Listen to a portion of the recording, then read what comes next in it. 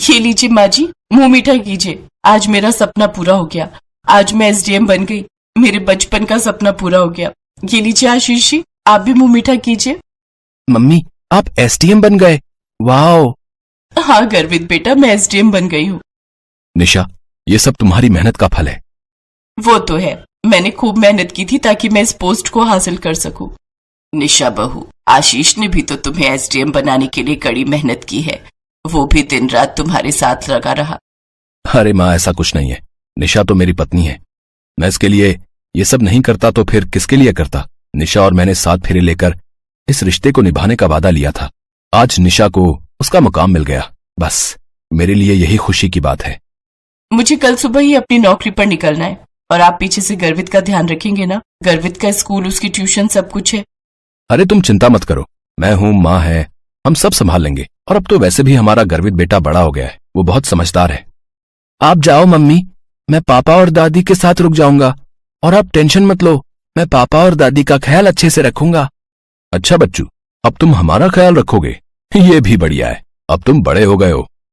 आज से 7 साल पहले आशीष और निशा की शादी हुई थी। आशीष एक सफाई कर्मचारी की नौकरी करता है। निशा के पिता सब्जी का ठेला लगाते हैं। उसी पर उनका पूरा परिवार निर्भर है। जिस वक्त निशा की आशीष के साथ शादी हुई थी, उस वक्त निशा ग्रेजुएशन की पढ़ाई कर रही थी। शादी के बाद निशा ने ग्रेजुएशन कंप्लीट किया। निशा पढ़ने में बहुत होशियार थी। शादी के बाद निशा ने अपनी एसडीएम बनने की इच्छा जब आशीष के सामने रखी तो आशीष ने भी अपनी पत्नी का पूरा सहयोग दिया। बेटे गर्वित के होने के 6 महीने बाद ही निशा ने एसडीएम की पढ़ाई शुरू कर दी और उसके अच्छे अंक आए, जिसके चलते उसने डिग्री ले ली और उसकी एक अच्छी पोस्ट पर नौकरी लग गई। निशा अपनी नौकरी के लिए लखनऊ आ जाती है। लखनऊ आकर निशा अपनी नौकरी में व्यस्त हो गई। उधर आशीष भी अपनी नौकरी के साथ साथ घर और बच्चे की जिम्मेदारी संभाल रहा था। शुरू में निशा फ्री होते ही फोन पर बात करती थी, पर कुछ दिनों से निशा आशीष का फोन नहीं उठा रही थी। बस उसे मैसेज कर दिया था कि वो काम में बिजी है। इसलिए आशीष ने सोचा कि एक बार खुद ही जाकर निशा से मिलाएगा। इसलिए वो निशा को सरप्राइज देने के लिए लखनऊ पहुंच गया। पर वहां पहुंचकर आशीष ने कुछ ऐसा देखा जिसे देखकर वो दंग रह गया। क्यों दंग रह गई ना? मैंने सोचा अचानक पहुंचकर तुम्हें चौंका दूं। मुझे पता था आज तुम्हारी छुट्टी होती है और तुम मुझे घर पर ही मिलोगी। वो आशीष, तुम और अचानक। आशीष एक सेकंड रुको। ये कौन है निशा? और तुम्हारे साथ इस तरह ये यहाँ क्या कर रहा है? आशीष निशा के साथ एक अनजान व्यक्ति को कमरे में देख लेता है और गुस्से में भर जाता है। तुम नौकरी की आड़ में मेरे पीठ पीछे ये गुल खिला रही हो। तुम्हें शर्म नहीं आती? तुम मेरे साथ ऐसा धोखा कैसे कर सकती हो? तुमने मेरे साथ विश्वासघात किया है, धोखेबाज कहीं की। मैंने तुम्हें कहीं देखा है, मुझे याद नहीं आ रहा है। अरे हाँ, तुम तो शायद निशा के साथ ही नौकरी करते हो ना? हाँ, एक बार परीक्षा के दिनों में मेरी मुलाकात तुमसे हो चुकी है। क्या नाम बताया था तुमने अपना? सूरज। हाँ, याद आया, सूरज। बिल्कुल ठीक पहचाना। निशा, तुम्हारे पति की तो याददाश्त बड़ी तेज है। ओए सुन, तू एक मामूली सफाई कर्मचारी है और सूरज मेरी तरह पढ़ा लिखा एक अच्छी पोस्ट पर नौकरी करने वाला इंसान है। अरे तेरी पत्नी बनकर रहना मेरी मजबूरी थी। मैं तो सिर्फ तेरा फायदा उठा रही थी कि तू मेरे ऊपर पैसा खर्च करे और मुझे एसडीएम की डिग्री मिल जाए। अब मैं तेरे साथ नहीं रहना चाहती, चला जाए यहाँ से।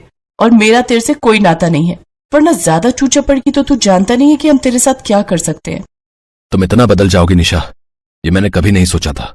तुम अपनी शादीशुदा जिंदगी और अपने बच्चे को कैसे भूल सकती हो? गर्वित तुमसे मिलने के लिए जिद कर रहा है। मैंने उसे कहा था कि कुछ दिनों के लिए तुम घर आकर रहोगी, इसलिए वो घर पर तुम्हारा इंतजार कर रहा है। मेरा तुमसे और उस बच्चे से कोई मतलब नहीं है। मुझे तुमसे छुटकारा चाहिए, बस अभी कभी यहाँ से निकल जाओ। सुन लिया ना तूने? निशा ने क्या बोला? चल जा यहाँ से, चल निकल। बड़ा आया निशा का पति बनने। अरे उसके लायक ही नहीं है तू। आशीष की आंखों में आंसू थे।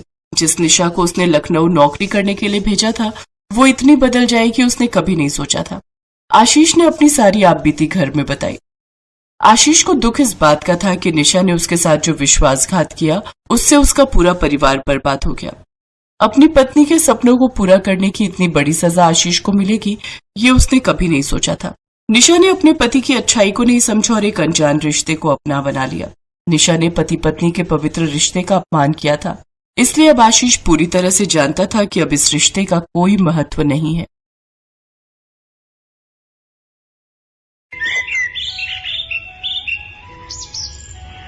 नीरू एक फौजी थी।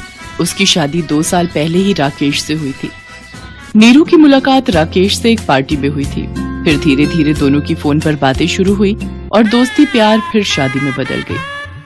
नीरू फौज में थी तो अक्सर बॉर्डर पर ही तैनात रहती थी, इसलिए वो छुट्टियों में ही अपने घर रहने आती थी। पर पिछले 1 साल से वो अपने ससुराल नहीं जा पाई थी, सिर्फ अपने मायके में ही रहने आ जाती थी। अरे नीरू, मैं तो खुद तुमसे मिलने के लिए बेताब हो रहा हूँ, पर क्या करूँ, माँ के साथ मौसी जी के घर जाना जरूरी है। हेलो नीरू बेटा, कैसी हो? मैं ठीक हूँ माँ जी, बस छुट्टियाँ हो गई हैं। सोच रही थी इस बार आप सबके साथ रहूंगी। पिछली बार आप राकेश के साथ तीर्थ यात्रा पर चली गई थी, इसलिए मेरी सारी छुट्टियाँ माँ के घर पर ही बीती। क्या करे बेटा, सरिता दीदी का बहुत भारी एक्सीडेंट हो गया था, हमें कुछ दिन वहीं रहना होगा। उनका हमारे सिवा कोई नहीं। तुम इस बार माँ के घर रह लो, फिर बीच में जब तुम दोबारा छुट्टियों में आओगी ना, तब हम मिलकर कहीं घूमने चलेंगे। ठीक है माँ जी, मैं माँ के घर चली जाऊंगी। नीरू इस बार भी छुट्टियों में अपनी माँ के घर रहने आ जाती है। नीरू, पिछले 1 साल से तू अपने पति और सास से नहीं मिली, पता नहीं घबराहट होती है। सब ठीक हो तेरे साथ? माँ, तुम किस चिंता में पड़ गई? अभी कुछ देर पहले ही तो मेरी राकेश जी से और माँ जी से बात हुई है। वीडियो कॉलिंग की थी उन्होंने। वो मौसी जी के साथ हॉस्पिटल में थे, वहाँ नेटवर्क नहीं आते, इसलिए रोड पर आकर बात कर रहे थे। भगवान करे सब ठीक ही हो। माँ, क्या बात है, रूपा आजकल दिखाई नहीं दे रही? उसके घर के बाहर भी ताला लगा हुआ है। कोई कह रहा था रूपा ने दिल्ली में किसी बड़े रईस से शादी कर ली है और उसके माता पिता भी यहाँ नहीं रहते, वो भी रूपा के साथ दिल्ली में रहते हैं। अच्छा, रूपा ने शादी कर ली और मुझे बताया तक नहीं। चलो, हो सकता है जल्दी में शादी कर ली होगी। कोई नहीं, अच्छा है। माँ, मैं सोच रही थी तुम और मैं बाजार चलते हैं, कुछ जरूरी सामान खरीद कर लाना है। नीरू अपनी माँ के साथ बाजार चली जाती है। बाजार में एक अपाहिज लड़की किसी पत्थर से ठोकर खाकर गिर जाती है और उसके हाथ से सामान की थैली गिर जाती है। अरे संभाल कर बहन, रुको, मैं तुम्हारा सामान उठा देती हूँ। शुक्रिया बहन, तुम्हारे पैर में तो चोट लग गई है। आओ मैं तुम्हें घर छोड़ देती हूँ। नीरू, तू इस बच्ची को घर छोड़ कर आ, मैं घर चली जाती हूँ। ठीक है माँ, आज के जमाने में इतने भले लोग कहाँ मिलते हैं जो किसी की मदद करें। मैं एक फौजी हूँ, इसलिए मदद करना तो मेरा पहला धर्म है। अच्छा, तो आप फौजी हो? आपका क्या नाम है? मेरा नाम नीरू है। और तुम्हारा? मेरा नाम रेखा है। मेरा घर आ गया, आओ मैं अपनी माँ से मिलवाती हूँ। रेखा नीरू को अपनी माँ से मिलवाती है। वो भी नीरू से मिलकर बहुत खुश होती है। बहुत ही भले लोग हैं, माँ और बेटा दोनों ने मेरी रेखा को पसंद किया। लड़का तो इतना शरीफ है कि पूछो मत, और रेखा हमारी इकलौती औलाद है। इसके पापा और मैं चाहते हैं कि इसकी शादी धूमधाम से करें।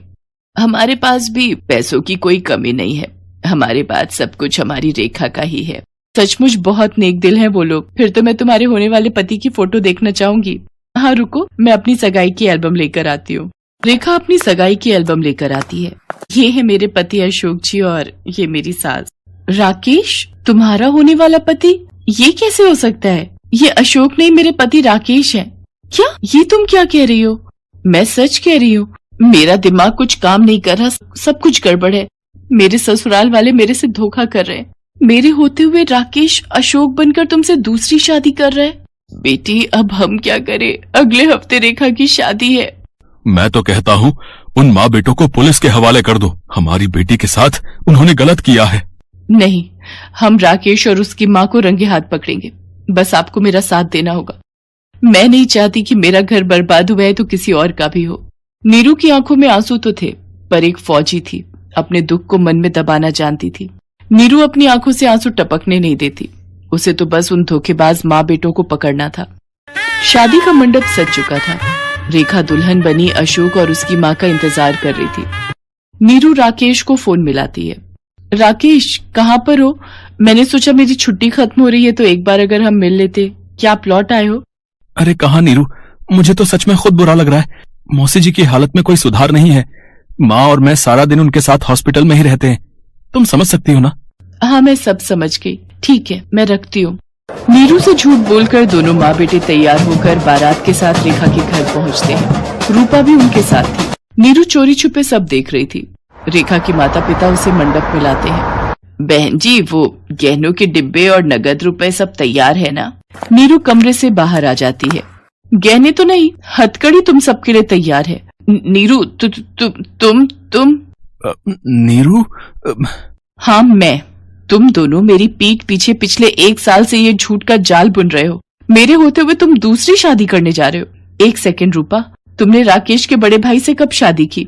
राकेश का तो कोई बड़ा भाई है ही नहीं। नीरू, राकेश मेरे पति हैं। हमने 1 साल पहले ही शादी की है। इतना बड़ा धोखा? नीरू मैडम, इन सबसे कैसे सच्चाई उगलवानी है ये हम अच्छी तरह से जानते हैं। आप इन्हें हमारे हवाले कर दो। राकेश और उसकी माँ को पुलिस हिरासत में ले लेती है और सच्चाई सामने आती है। नीरू, तुम बॉर्डर पर रहती थी, रूपा घर आया जाया करती थी, इसीलिए रूपा और मेरे बीच रिश्ते बन गए और हमने शादी कर ली। पर हमें अमीर बनना था, इसलिए हमने रेखा को फंसाया ताकि उसे मारकर हम उसकी सारी जायदाद लेकर यहां से फरार हो जाएंगे। पर हमें नहीं पता था कि तुम्हारी मुलाकात हमसे होगी और हम पकड़े जाएंगे। नीरू रूपा को कस के जोरदार चाटा लगाती है। उसकी अपनी सहेली ने ही उसके साथ धोखा किया था। पुलिस राकेश, उसकी माँ और रूपा को धोखाधड़ी करने के इल्जाम में सजा सुनाती है। नीरू एक फौजी थी, उसने जुल्म सहना नहीं सीखा था। वो तो जुल्म के खिलाफ लड़ना जानती थी और उसने वही किया। उसने धोखेबाजों को सजा दिलवा दी। उसके कारण रेखा की जिंदगी बर्बाद होने से बच गई। नीरू अपने माता पिता से विदा लेकर वापस ड्यूटी पर चली जाती है और अपना पूरा जीवन देश की सेवा में न्योछावर कर देती है।